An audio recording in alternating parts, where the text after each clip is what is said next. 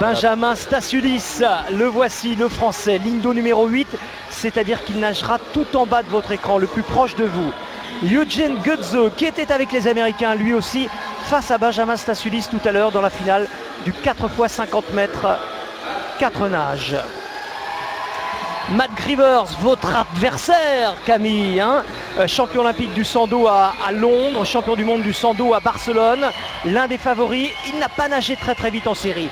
Guillermo Guido, encore un Brésilien qui était face à Benjamin Stasiulis tout à l'heure. Mitchell Larkin, contre qui vous avez nagé en Australie? Oui, qui était un peu moins impressionnant que ce qu'il est aujourd'hui, mais voilà, il a bien progressé l'année dernière. Le japonais Irie Ryosuke, médaille d'argent sur 200 dos aux Jeux olympiques de Londres. L'Allemand Christian Diener, spécialiste de 200. Et le Polonais Radeslav Kawecki, votre favori sur cette finale? Ce sera l'Australien.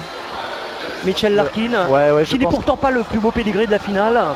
Il est jeune encore, il arrive et je pense que ça va être une de ses plus grandes lignes de son palmarès. Et le Brésilien aussi qui a fini un peu debout hier après les demi-finales, mais voilà, s'il arrive à mieux gérer sa course, ça peut être un très bon challenger.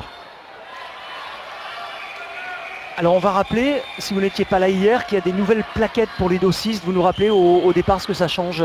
Ça change tout. Maintenant on est sûr de ne plus pouvoir glisser parce que les plaques que l'on voit, voilà, les plaques jaunes là sont nouvelles à chaque compétition, elles sont assez glissantes et on met les pieds dessus pour le départ. Donc maintenant il y a une petite bande rugueuse qu'on enlève juste après le départ pour empêcher de glisser.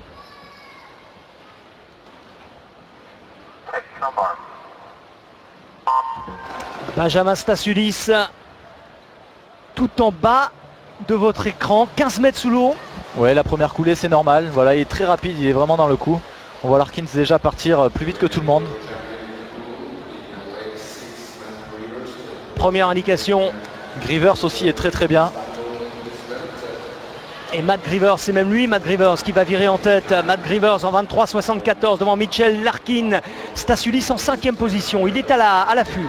Voilà, il a déjà fait une coulée un petit peu plus courte pour Benjamin. Ça risque d'être compliqué quand même pour le podium. Et toujours Grivers, ça va jouer à pas grand chose. Benjamin Stasiulis qui va tenter de faire l'effort. Il n'est pas très loin, même si effectivement ça va être compliqué. Là-bas c'est Mitchell James Larkin, l'Australien, comme vous le pressentiez, qui va l'emporter en 49,57. Le seul nageur sous les 50 secondes. Benjamin Stasiulis termine à la 8e place. Il était 5e à mi-course. Oui, ça a été c'est une course un peu décevante quand même, 50-86. Mais on l'a